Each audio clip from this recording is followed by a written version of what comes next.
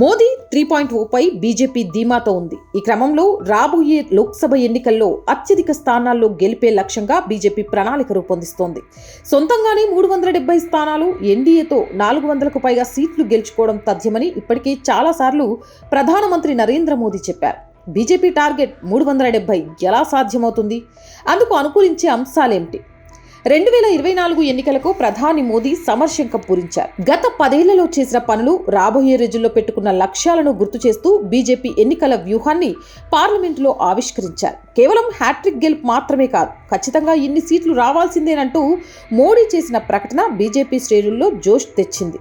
మోడీ పార్లమెంట్లో ఆషామాషిగా ప్రకటన చేయలేదని, 370 సీట్లు గెలుచుకునేలా క్షేత్రస్థాయిలో వ్యూహం అమలవుతుందని కాషాయ పార్టీ నేతలు చెబుతున్నారు.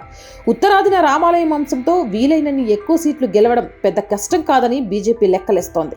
దక్షిణాదిలో కూడా కర్ణాటకలో మెజారిటీ ఎంపీ సీట్లు వస్తాయని, తెలంగాణలో మరింత బలం పెరుగుతుందని అంచనా వేస్తోంది. తమిళనాడు, కేరళలో మిత్రపక్షాల సాయంతో కొన్ని సీట్లు వస్తాయనే నమ్మకంతో కనిపిస్తోంది. గత పార్లమెంటు ఎన్నికల్లో మోడీ వేవ్ ఊహించిన రాష్ట్రాల్లోనూ సీట్లు తెచ్చిపెట్టిందని, ఈసారి మోడీ బలం ఇంకా పెరిగిందనేది బీజేపీ లెక్క. ఇదేదో ఊరికే చెప్పడం లేదు, అన్ని సర్వేలు, విశ్లేషణలు, క్యాడర్ నుంచి అభిప్రాయ సేకరణ తర్వాతనే చెప్తున్నామని కాషాయ పార్టీ అంటోంది. 10 ఏళ్ల పాలన తర్వాత మోడీ చెప్పారంటే చేస్తారంతే అనే నమ్మకం జనానికి కలిగించామని బీజేపీ చెబుతోంది. అందుకే ప్రభుత్వ హామీలను కూడా మోడీ గ్యారంటీలుగా ప్రచారం చేసుకోగలుగుతున్నారని గుర్తు చేస్తోంది.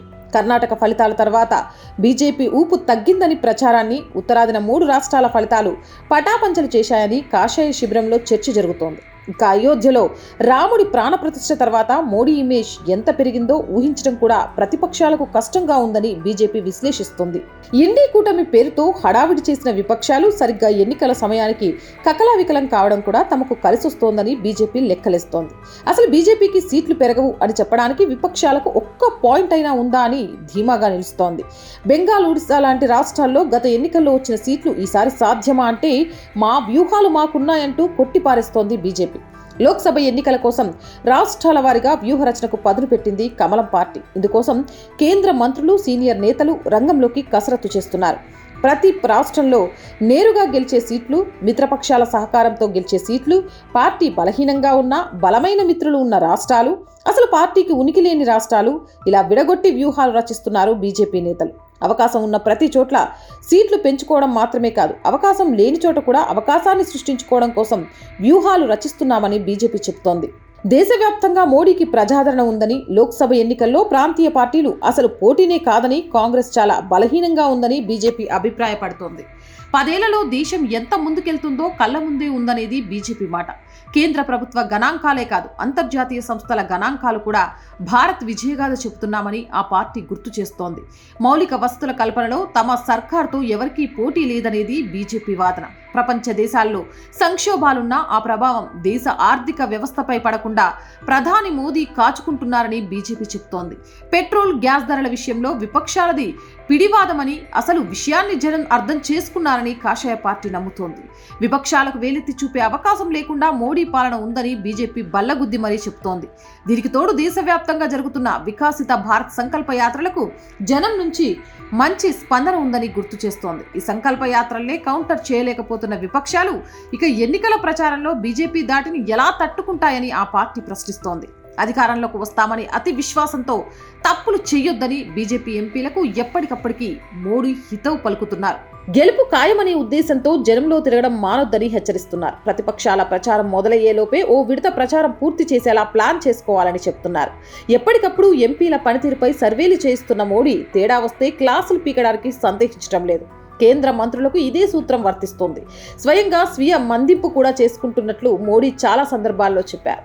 ప్రతి ఒక్కరూ టార్గెట్ పెట్టుకొని లక్ష్యం సాధించేలా పనిచేయాల్సిందేనని, పార్టీలో ఎవరికీ మినహాయింపులు లేవని ప్రధాని స్పష్టంగా చెప్తున్నారు. అందరికంటే ఎక్కువగా మోడీని జనాల్లో తిరుగుతున్నారు. దీంతో ఎంపీలు కూడా జనం బాట పట్టక తప్పని పరిస్థితి కనిపిస్తోంది. వికసిత భారత్ సంకల్ప యాత్రలో కేంద్ర మంత్రులందరూ పాల్గొన్నారు. దీంతో ఎంపీలందరూ కదలక తప్పలేదు. కేవలం ప్రోగ్రామే ఇవ్వడం కాదు, స్వయంగా ఆచరించి చూపే వైఖరితో మోడీ అనుకున్న ఫలితాలు సాధిస్తారని బీజేపీ నేతలు చెబుతున్నారు. కేవలం మోడీ ఇమేజ్ని నమ్ముకొని బీజేపీ ఎన్నికలకు వెళ్తోందని ప్రత్యర్థులు విమర్శిస్తున్నారు. అదే తమ బలమని బీజేపీ కౌంటర్ ఇస్తోంది. బలమైన నేత ఇమేజ్ని వాడుకుంటే తప్పేముందని ఎదురు ప్రశ్నిస్తోంది. నాయకత్వలేమితో బాధపడుతున్న విపక్షాల మాటలు పట్టించుకోబోమని చెప్తోంది. మోడీకి ధీటుగా ఎవరున్నారో ప్రతిపక్షాలు చెప్పాలని సవాల్ విసురుతోంది. 2019 కంటే 2024లో ఖచ్చితంగా బీజేపీ సీట్లు పెరుగుతాయని మోడీ బలంగా నమ్ముతున్నారు. పరిపాలన ఖచ్చితంగా సంతృప్తికరంగా ఉందని, ప్రజల్లో వ్యతిరేకత పెద్దగా లేదని అంచనాలు వేస్తున్నారు. బీజేపీకి సహజంగా ఉండే ఓటు బ్యాంకుకు తోడు మోడీ ఇమేజ్తో కొంత ఓటు బ్యాంక్ కలిసొస్తుందని చెప్తున్నారు. ఆర్టికల్ 370 రద్దు, అయోధ్య రామాలయం లాంటి నిర్ణయాలు భావోద్వేగ ఓటు బ్యాంకును సృష్టిస్తున్నాయని లెక్కలేస్తున్నారు. అదనంగా సామాజిక సమీకరణాలు కూడా వర్కౌట్ అయితే ఇక తిరుగులేదనే వ్యూహంతో ముందుకెళ్తున్నారు. కేవలం హిందుత్వ ఓట్లనే నమ్ముకొని ఎన్నికలకు వెళ్లడం లేదని బీజేపీ నేతలు గుర్తు చేస్తున్నారు. బలమైన బీజేపీ వర్గాన్ని ఆట్కట్టుకోవడంతో పాటు ఎస్సీ వర్గీకరణకు అనుకూలమనే విషయాన్ని కూడా జనంలోకి తీసుకెళ్లే ఉద్దేశంతో బీజేపీ పనిచేస్తోంది. ఎలా చూసుకున్నా ప్రతి నియోజకవర్గంలో 50% పైగా ఓట్లు వచ్చేలా ప్రణాళికలు రచిస్తున్నారు కమలనాథులు. ఇంత పక్కాగా వ్యూహరచన చేశాక లక్ష్యాన్ని ఛేదించకపోవడం అనే ప్రశ్నే ఉండదనే ధీమాతో ఉంది బీజేపీ.